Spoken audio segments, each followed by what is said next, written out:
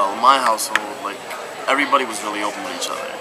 So talking about sex was, I guess they approached it lightly at first, and then as we grew older and into adolescence, then they started to get a little bit more explicit.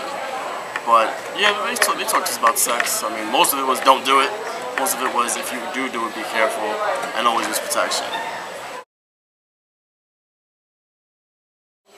My mom, I grew up with just my mother, and she sort of told me, because I always grew up as a huge reader, so she just slipped in a book and was like, here you go, read this. And afterwards she's like, if you have any questions, let me know. But at that age, I really wasn't into it, so I was just like, nah, it's okay. My dad, I don't know, I guess it would be like the stereotypical like father-son talk where my dad's like, you know, he doesn't really want to talk about it, but he had to talk about it anyway. So he's like, so you want to, like, you know about sex, right? Yeah. Okay. Then he stands up and he leaves. Yes, my parents did, and the advice they gave me was how to have sex. Not what happens with sex, but what and how to do it. They told me where to take my private area to stick into a female's private area.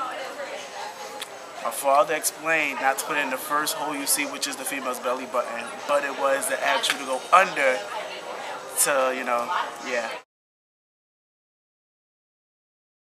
All I ever got, honestly, from my parents was wear protection. And my dad was always like, yeah, you know, you should have as much fun and experience as possible in life. And when I told my mother for the first time that I had sex, was before I had to go to the doctor about something related to it, she was kind of like destroyed. She was like shocked. And this was years ago. But I never got any formal thing apart from just be careful. You know, I would just go to my parents and be like asking them different things like, hypothetically, Mom, if I did have sex, or you know, the advice that they gave me was, Jess, if you do have sex, we trust your judgment kind of thing, and if you do have it, then that's your own personal choice, but if you have it before marriage, I mean, we don't really approve of it, but if you feel like it's the right person, then, you know, you can go right ahead. But personally, I'm just like, I'll wait. My father, one day while he was teaching me how to drive, just made sure to say, like, son, just make sure you wrap it before you tap it. And that was pretty much the Roger sex talk. I was talking about birth control pills to get, well, I have them, but I told her I'm going to stop taking them. And the reason why is because I felt I was having heart palpitations a lot. So she said, well, you won't need them if you wear a raincoat when it rains. So that's the only advice like she gave me, but we never really talked about it.